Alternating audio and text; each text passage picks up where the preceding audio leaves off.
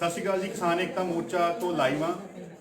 ਅੱਜ ਬਹੁਤ ਸਾਰੀਆਂ ਉਮੀਦਾਂ ਸੀਗੀਆਂ ਕਿ ਸਰਕਾਰ ਨੇ ਜੋ ਕੱਲ ਦੀ ਆਪਣਾ ਪ੍ਰਸਤਾਵ ਦਿੱਤਾ ਹੈ ਕਿ ਇਸ ਤਰੀਕੇ ਨਾਲ ਅਸੀਂ ਇਹਨਾਂ ਕਾਨੂੰਨਾਂ ਨੂੰ 1.5 ਸਾਲ ਤੱਕ ਹੋਲਡ ਪਾ ਦੇਵਾਂਗੇ ਤੇ ਜਥੇਬੰਦੀਆਂ ਨੂੰ ਉਹਨਾਂ ਨੂੰ ਦੱਸਿਆ ਗਿਆ ਤੇ ਉਸ ਤੋਂ ਬਾਅਦ ਅੱਜ ਸੰਯੁਕਤ ਕਿਸਾਨ ਮੋਰਚੇ ਦੀ ਜੋ ਮੀਟਿੰਗ ਹੋਈ ਹੈ, ਮੀਟਿੰਗ ਦੇ ਅਜੇ 2 ਮਿੰਟ ਪਹਿਲਾਂ ਖਤਮ ਹੋਈ ਹੈ। ਸਾਡੇ ਨਾਲ ਡਾਕਟਰ ਦਰਸ਼ਨਪਾਲ ਜੀ ਨੇ, ਉਹਨਾਂ ਦੇ ਕੋਲੋਂ ਜਾਣਦੇ ਹਾਂ ਅੱਜ ਦੀ ਮੀਟਿੰਗ ਦੇ ਵਿੱਚ ਕਿਹੜੇ-ਕਿਹੜੇ ਫੈਸਲੇ ਲਏ ਗਏ। ਡਾਕਟਰ ਦਰਸ਼ਨਪਾਲ ਜੀ। ਮੈਂ ਪਹਿਲਾਂ ਦੱਸਾਂ ਜੀ ਸਾਰਿਆਂ ਨੂੰ ਕਿ ਅੱਜ ਦੀਆਂ ਸਾਡੀਆਂ 2 ਮਹੱਤਵਪੂਰਨ ਮੀਟਿੰਗਾਂ ਹੋਈਆਂ ਨੇ। ਦੁਪਹਿਰ ਤੋਂ ਪਹਿਲਾਂ ਸਾਡੀ ਕੁਝ ਨੁਮਾਇੰਦਿਆਂ ਦੀ ਮੀਟਿੰਗ ਦਿੱਲੀ ਪੁਲਿਸ ਨਾਲ ਹੋਈ ਹੈ। ਉਹ ਦਿੱਲੀ ਪੁਲਿਸ ਨਾਲ ਜਿਹੜੀ ਮੀਟਿੰਗ ਹੋਈ ਉਹ ਸਾਡਾ ਮਸਲਾ ਉੱਥੇ ਦਾ ਉੱਥੇ ਖੜਾ। ਅਸੀਂ ਉਹਨਾਂ ਨੂੰ ਕਿਹਾ ਕਿ ਅਸੀਂ ਆਊਟਰ ਰਿੰਗ ਰੋਡ ਤੇ ਆਪਣਾ 26 ਤਰੀਕ ਦਾ ਪ੍ਰੋਗਰਾਮ ਕਰਨਾ। ਉਹਨਾਂ ਨੇ ਕਿਹਾ ਕਿ ਅਸੀਂ ਸੋਚਾਂਗੇ ਤੇ ਕੱਲ੍ਹ ਨੂੰ ਮੀਟਿੰਗ ਹਲੇ ਫੇਰ ਰੱਖ ਲਈ ਹੋਈ ਹੈ। ਕਾਫੀ ਡਿਸਕਸ਼ਨ ਹੋਈ, ਉਹਦੀ ਡਿਟੇਲ 'ਚ ਨਹੀਂ ਜਾਂਦਾ ਮੈਂ। ਹੁਣ ਸਾਡੀ ਸੰਯੁਕਤ ਕਿਸਾਨ ਮੋਰਚੇ ਦੀ ਮੀਟਿੰਗ ਹੋਈ ਹੈ। ਇਸ ਮੀਟਿੰਗ ਦੇ ਵਿੱਚ ਕਾਫੀ ਉਹ ਏਜੰਡਾ ਜਿਹੜਾ ਸਰਕਾਰ ਵੱਲੋਂ 1-1.5 ਸਾਲ ਵਾਸਤੇ ਇਹਨਾਂ ਕਾਨੂੰਨਾਂ ਨੂੰ ਸੁਪਰੀਮ ਕੋਰਟ ਵਿੱਚ ਐਫੀਡੈਵਿਟ ਦੇ ਕੇ ਸਸਪੈਂਡ ਕਰਨ ਦਾ ਸਰਕਾਰ ਨੇ ਸਾਨੂੰ ਆਫਰ ਦਿੱਤੀ ਸੀ ਤੇ ਨਾਲ ਇਹ ਦਿੱਤਾ ਸੀ ਕਿ ਇੱਕ ਕਮੇਟੀ ਬਣਾ ਲਈ ਜਾਊਗੀ। ਜਿਹੜੀ ਕਮੇਟੀ ਹੈ ਜਿਹੜੀ ਇਹਨਾਂ ਕਾਨੂੰਨਾਂ ਦਾ ਜਿਹੜਾ ਫਿਊਚਰ ਦੇ ਵਿੱਚ ਸਟੇਟਸ ਕੀ ਹੋਊਗਾ ਉਹਦੇ ਬਾਰੇ ਉਹ ਕਮੇਟੀ ਗੱਲ ਕਰੂਗੀ ਤੇ ਨਾਲ ਉਹ ਕਮੇਟੀ ਜਿਹੜੀ ਹੈ ਉਹ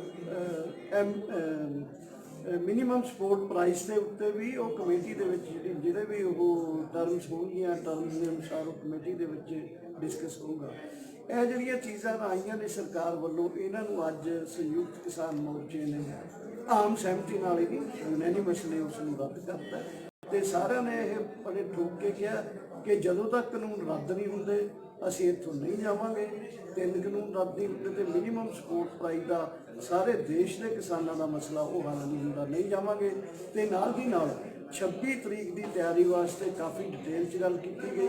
ਚਾਹੇ ਉਹ ਐਂਬੂਲੈਂਸਾਂ ਨੂੰ ਤਿਆਰ ਕਰਨਾ ਹੈ, ਚਾਹੇ ਉਹ ਟਰੈਕਟਰਾਂ ਦੀ ਰਿਪੇਅਰ ਕਰਾਉਣਾ ਹੈ, ਚਾਹੇ ਉਹ ਆਪਣਾ ਹੋਰ ਕੋਈ ਮਿਸਹੈਪਨਿੰਗ ਹੋ ਜਾਂਦੀ ਹੈ ਉਹਨੂੰ ਕਿਵੇਂ ਡੀਲ ਕਰਨਾ ਹੈ, ਵਲੰਟੀਅਰਸ ਨੂੰ ਇਕੱਠੇ ਕਰਨਾ, ਝਾਕੀਆਂ ਤਿਆਰ ਕਰਨਾ, ਸਾਰੀਆਂ ਚੀਜ਼ਾਂ ਵਾਸਤੇ 26 ਤਰੀਕ ਲਈ ਅੱਜ ਬਹੁਤ ਮਾਈਨਿਊਟਲੀ ਡਿਸਕਸ ਹੋਇਆ ਤੇ ਉਹਦੇ ਲਈ ਇੱਕ ਬਕਾਇਦਾ ਟੀਮ ਬਣ ਗਈ ਹੋਈ ਹੈ ਤੇ 26 ਤਰੀਕ ਦਾ ਸਾਡਾ ਸੰਯੁਕਤ ਕਿਸਾਨ ਮੋਰਚੇ ਦਾ ਫੈਸਲਾ ਸਟੈਂਡ ਕਰਦਾ ਹੈ ਕਿ ਅਸੀਂ ਆਊਟਰ ਰਿੰਗ ਰੋਡ ਦੇ ਉੱਤੇ 26 ਤਰੀਕ ਨੂੰ ਟਰੈਕਟਰ ਕਿਸਾਨ ਪਰੇਡ ਹੈ ਜਿਹੜੀ ਉਹ ਕਰਾਂਗੇ।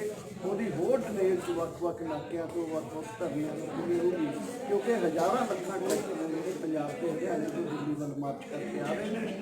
ਬਹੁਤ ਵੱਡਾ ਪ੍ਰੋਗਰਾਮ ਹੈ, ਦੁਨੀਆ ਇਸ ਪ੍ਰੋਗਰਾਮ ਨੂੰ ਦੇਖਣ ਨਾਲ ਮੈਨੂੰ ਲੱਗਦਾ ਕਿ ਇਹ ਅੰਦੋਲਨ ਤੇ ਇਹਦੇ ਐਕਸ਼ਨ ਨੇ ਜਿਹੜੇ ਅੱਜ ਦੇਸ਼ ਦੇ ਦੁਨੀਆ ਦੇ ਲੋਕਾਂ ਲਈ ਖਿੱਚ ਦਾ ਕੇਂਦਰ ਬਣੇ ਹੋਏ ਨੇ ਤੇ ਇਹ ਟਰੈਕਟਰ ਪਰੇਡ ਹੈ ਜਿਹੜੀ ਆਪਣੇ ਆਪ ਕੀ ਨਿਵੇਕਲਾ ਤੇ ਯੂਨੀਕ ਐਕਸ਼ਨ ਹੋਊਗਾ।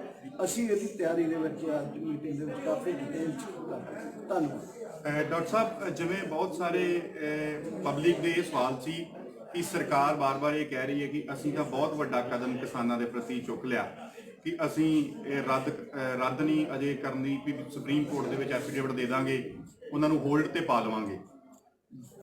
ਪਰ ਪਬਲਿਕ ਥੋੜਾ ਜਿਹਾ ਹੋਰ ਸੰਦੇਸ਼ ਕੀ ਦੇਣਾ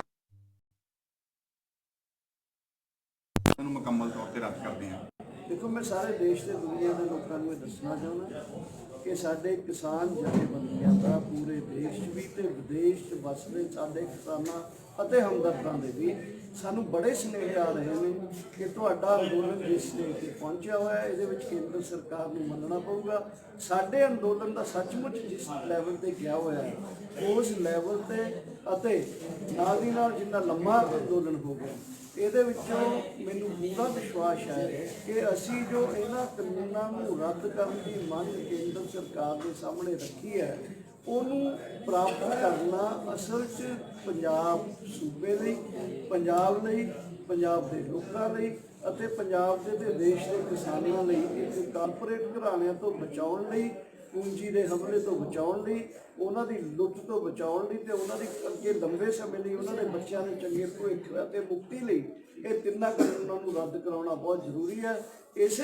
ਇਹੀ ਸਾਡਾ ਕਨਵਿਕਸ਼ਨ ਤੇ ਕਮਿਟਮੈਂਟ ਦਾ ਇੱਕ ਬੇਸਿਸ ਹੈ ਜਿਹਦੇ ਨਾਲ ਮੈਂ ਲੋਕਾਂ ਨੂੰ ਦੱਸਣਾ ਚਾਹੁੰਦਾ ਅਤੇ ਜਾਣਕਾਰੀ ਦੇਣਾ ਚਾਹੁੰਦਾ ਕਿ ਉਸ ਨਿਸ਼ਾਨੇ ਵਾਸਤੇ ਤੁਹਾਡੀਆਂ ਕਿਸਾਨ ਜਥੇਬੰਦੀਆਂ ਲੱਗੀਆਂ ਹੋਈਆਂ ਨੇ, ਸਾਰਾ ਦੇਸ਼ ਇਹ 'ਚ ਇਨਵੋਲਵ ਹੋਇਆ ਹੋਇਆ। ਸੋ ਮੈਨੂੰ ਤੁਹਾਨੂੰ ਮੈਂ ਯਕੀਨ ਦਿਵਾਉਣਾ ਚਾਹੁੰਦਾ ਕਿ ਇਹ ਜਿਹੜੀ ਅਚੀਵਮੈਂਟ ਹੈ, ਇਹ ਜਿਹੜੀ ਪ੍ਰਾਪਤੀ ਹੈ, ਕਿਸਾਨ ਬਾਰਡਰ ਦੇ ਬੈਠੇ ਤੇ ਵੱਖ-ਵੱਖ ਸੂਬਿਆਂ ਦੇ ਵਿੱਚ ਵੱਖ-ਵੱਖ ਜ਼ਿਲ੍ਹਿਆਂ 'ਚ ਟਰੈਕਟਰ ਮਾਰਚ ਕਰਦੇ ਹੋਏ, ਨਾਲ ਦੀ ਨਾਲ ਗੁਰੂ ਗੋਬਿੰਦ ਸਿੰਘ ਦੇ ਪ੍ਰਕਾਸ਼ ਪੁਰਬ ਮਨਾਉਂਦੇ ਹੋਏ, ਲੋਹੜੀ ਮਨਾਉਂਦੇ ਹੋਏ ਜਿਹੜੇ ਲੋਕ ਨੇ ਉਹਨਾਂ ਨੂੰ ਥੋੜੇ ਸਮੇਂ ਦੇ ਅੰਦਰ ਹੀ ਆਪਣੀਆਂ ਪ੍ਰਾਪਤੀਆਂ ਜਿਹੜੀਆਂ ਉਹਨਾਂ ਦੀ ਝੋਲੀ ਦੇ ਵਿੱਚ ਆਉਣਗੀਆਂ।